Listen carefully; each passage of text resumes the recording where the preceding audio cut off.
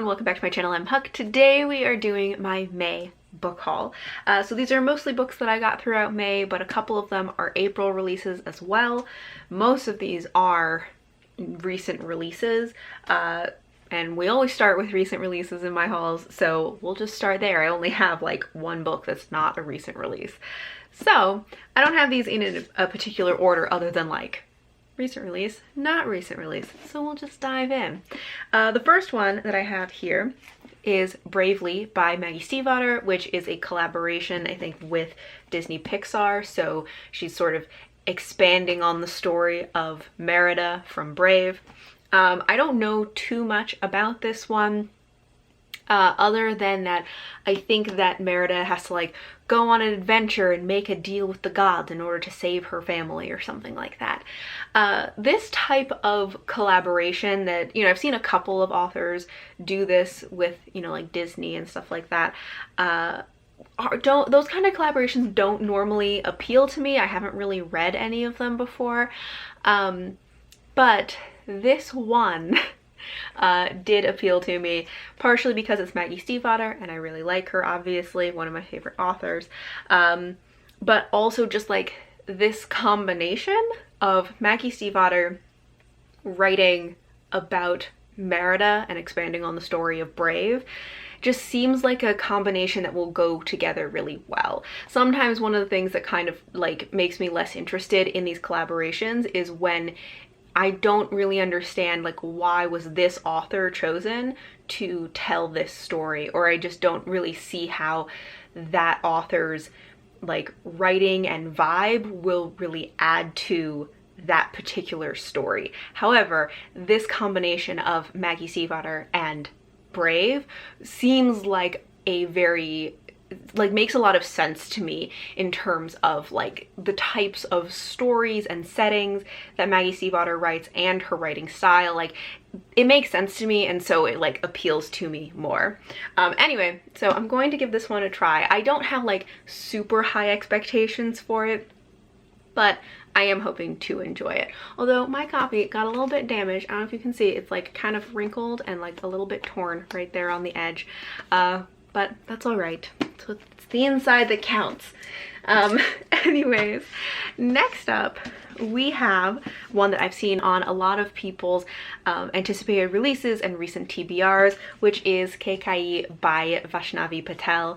This is a retelling of the Ramayana, which is a ancient Indian epic, but it is told from the perspective of Kaikeyi, who I believe in the epic is normally kind of more like an antagonist or a villain in the story, but it's kind of giving her perspective and her story a voice, which just sounds very interesting to me.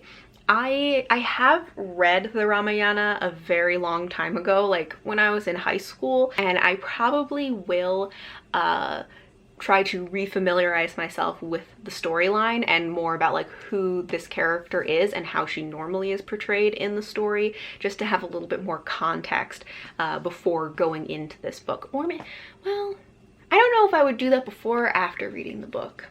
I'll have to decide. I'll do it either before or after.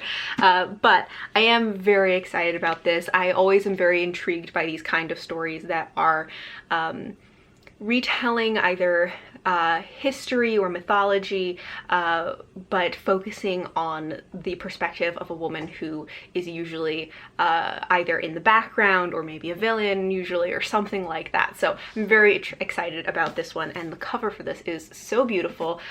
So I'm really looking forward to this. Then next I have a little novella, which is Spear by Nicola Griffith. So this, I think, is a retelling of, like, it's an Arthurian retelling from the perspective of the Lady of the Lake. I think that's what's happening in this. Which, that sounds very interesting to me.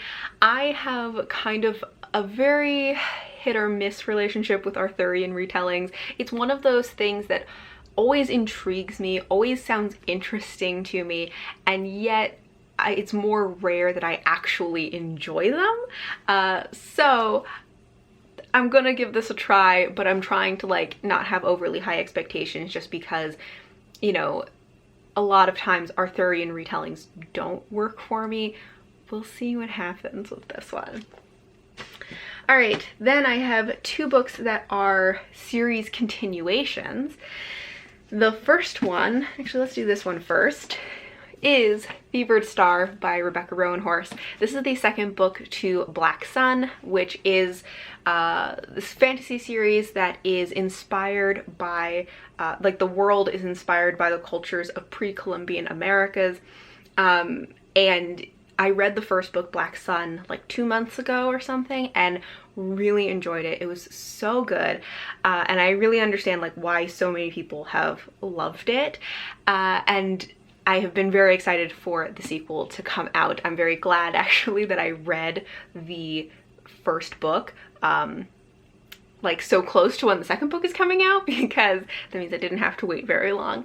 I have heard a couple of not great reviews for the second book, but I still want to go into it with an open mind and really hope for the best with it, while still managing expectations, of course.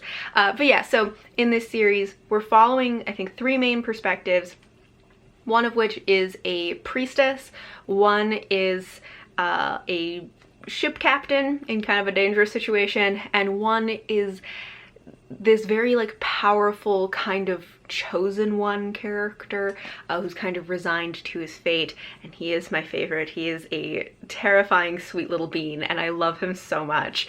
So I'm very excited to see where the second book goes. The first one kind of ended at this like real climax of the story, and so I want to see like what happens after that. Okay, and then, I should not pile that there because that's gonna fall over soon.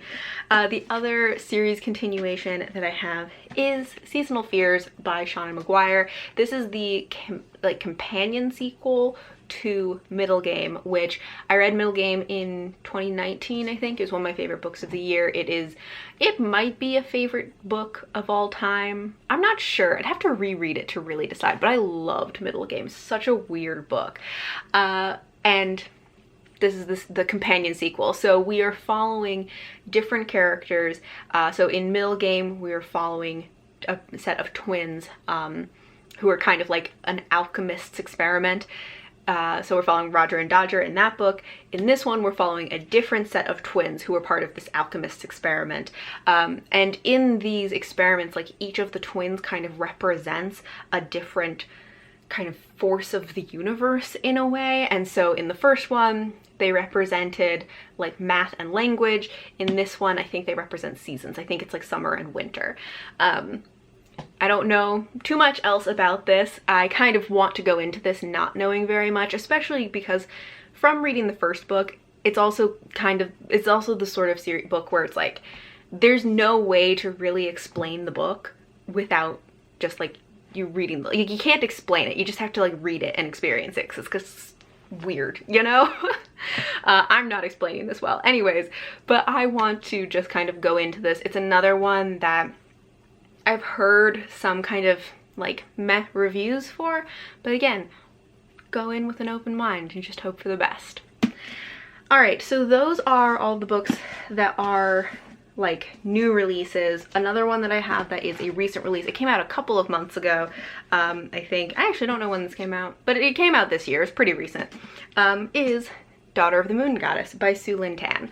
So this is one that I've kind of gone back and forth about whether I wanted to actually like physically buy the book, because I feel like I heard some like negative reviews for it at first, but then I've seen a couple more people who I tend to have kind of similar reading tastes to review it very positively and like really love it. So I did really want to give it a try. And then I went to a bookstore recently. It happened to be by this little like indie bookstore that I used to go to all the time. And so I stopped in there and got to actually like see it, you know, in real life and pick it up. And one of the things that I also like to do is kind of check out, like read little bits of it and see if I like the writing, but also like not just the writing at the beginning. So writing is a big thing for me in books, I have realized over the years, is that like I'm very picky about writing. And you know, a lot of times you can get samples, like on Goodreads or Amazon or something, you can see like, you know, a sample of the first few pages to try out the writing. You can't always do that with new releases, which makes sense, but it also makes it more difficult for me to decide if I'm going to like pre-order a book or something. But another thing is that in my experience, sometimes I find that the writing in like the first 1 to 2 chapters can be very different from the writing in the rest of the book. Like sometimes it feels like an author will put a lot of effort into the writing of just like the first couple chapters to kind of set a tone, but then the writing isn't consistent throughout. It doesn't keep that level of like tone and atmosphere and stuff, which I find frustrating because I love atmosphere and like having the right like tone to a book throughout the entire book. So one of the things that I liked about being able to see a book in person is that I can kind of flip to a page more like in the middle of the book to see if I enjoy the writing further into the book and not just that like first couple pages. Anyways, I was able to do that because I saw this in the bookstore, and I did like the writing, and I feel like it stays pretty consistent throughout from what I could tell. I don't know too much about the actual plot of this, but I do know that it is a retelling of a Chinese legend of a moon goddess, and that the main character is the daughter of the moon goddess, and I think that it's her mother is like trapped on the moon, and so she's going through different trials to try and free her mother. I think that's the plot of this. And then the last book that I have is my one book that is like not a super recent release, which is Empire of Gold by S.A. Chakraborty. I think I've already like mentioned this in a different video, but I just forgot to haul it in my last book haul. I meant to do it in that one because I got this a couple months ago, but we're hauling it now just to have you know, a full record of all of the books that I'm getting. Anyways, this is the third and final book in the Devabad trilogy by S.A. Chakraborty. I read the second book earlier this year and really loved it and just wanted to continue on with the series, so I picked this up. And I actually am reading it right now as when I'm filming this, and really enjoying it so far, so happy to have this. Also, this series has like beautiful covers, so. All right, so those are all of the books that I got recently in April and May, and one that I got some other time but forgot to haul. But I'd love to know if you have read any of these. I know most of these are new releases, so people may not have gotten to them just yet, but if you have, I would love to know what your thoughts are on them, or which of these new releases you would most like to know my thoughts on. Either way, I'd love to hear that or anything else you want to tell me in the comments. Thank you all for watching, and until next time, bye!